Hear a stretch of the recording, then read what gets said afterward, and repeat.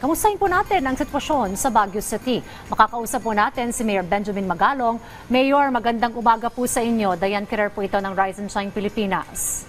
Good morning po. Hello Diane, good morning. Good morning at good morning po sa ating mga tagapakinig. Alright. Mayor, kamusta po ang sitwasyon dyan ngayon sa Baguio? Well, nag-normalize na rito ngayon. Cloudy nga lang. Pero suspended pa rin ang klase, preschool hanggang sa senior high. Bumalik na sa mga eskwela at mga college students natin. Around 48 families representing 217 individuals ang apektado sa amin dito. Meron din kaming mga konting flood na nangyari dito dahil natakpan ng lupa yung mga drainage system. Pero naayos naman kagad na. So, all is well dito sa syudad ng Baguio.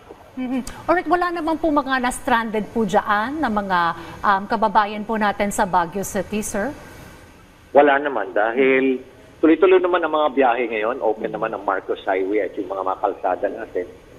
Medyo pansamantala na sinara nag-close muna yung ating Alcima Highway pero hopefully baka mabuksan na rin nila anytime soon. Mayor, ano po ang mga naging epekto sa syudad ng Bagyong Julian? Ito po nga, ano po ang naging hagupit po sa inyo dyan, sir? Well, may mataas kasi yung hangin eh. Nagulat nga kami pag napunta ka sa main city proper, wala namang mahina naman yung hangin. Pero pag pupunta kami sa mga tulad sa Mirador Hill, sa Quirino Hill, napakalakas ng hangin. Ibig sabihin, talagang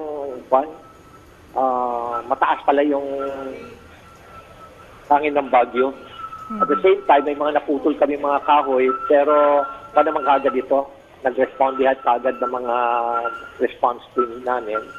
May konti nga kami flooding, binantayan nga namin yung city camp, pero overall, okay naman lahat, naka-recover naman kagad kahapon. Okay, so lahat po ng daanan possible na po, Cannon Road, Marcos Highway, sir, okay na po ito?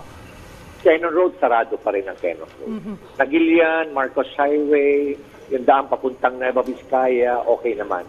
Hopefully, itong daan papunta sa Mountain Province, mabuksan anytime. How about naman po yung mga basura, sir? May mga problema po ba tayo sa basura na naiwan po nitong paghagupit po ng Bagyong Julian, sir?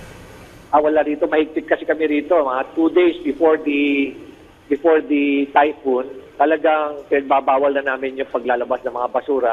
Kinokolekta na kagad. After that, wala namang pwede maglabas ng basura. Kaya di kami nagkaroon ng problema sa basura rito.